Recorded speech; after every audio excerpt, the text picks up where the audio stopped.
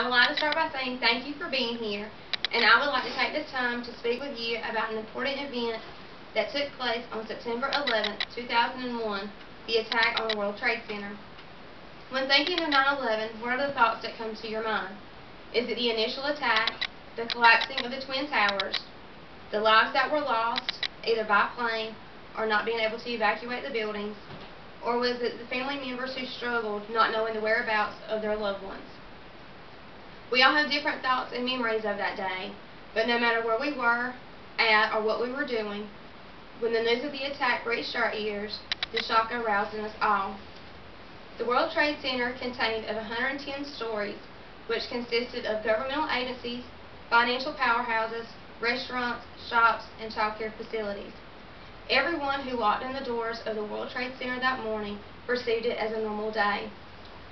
The thought of something so tragic never entered into their mind until that moment at 8:48 when the North Tower was struck by Flight 11. No one really understood what had happened until at 9:06 when the South Tower was struck by Flight 175. People immediately started evacuating the buildings. As bystanders watched, they would see people jumping from windows to escape the 2,000-degree infernos.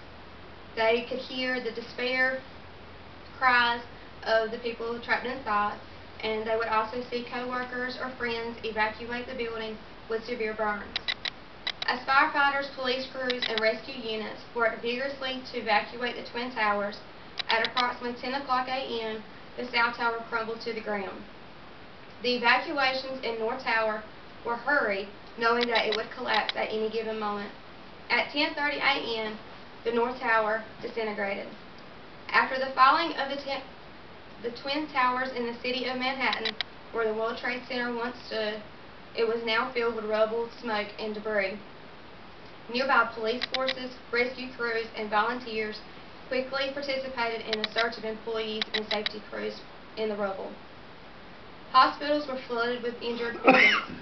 Along the hospital halls, police stations, and nearby businesses, missing persons posters and signs were hung in hopes of family members finding their lost loved ones.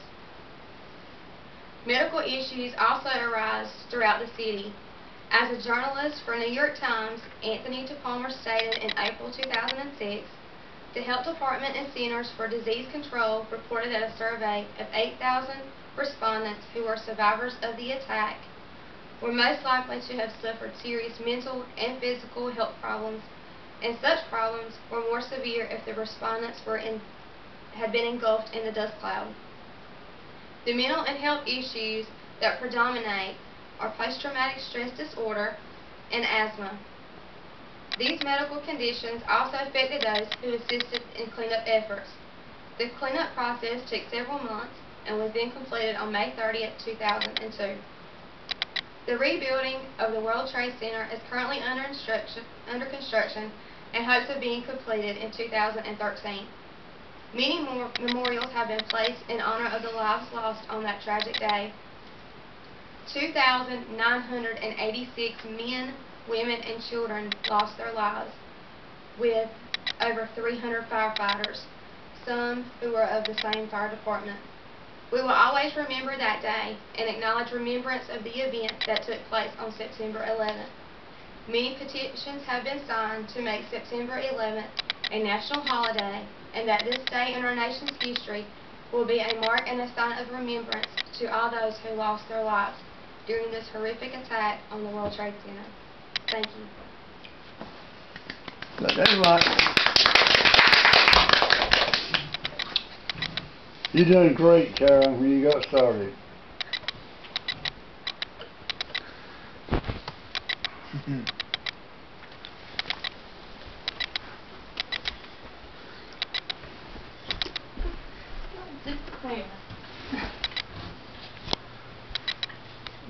That's good.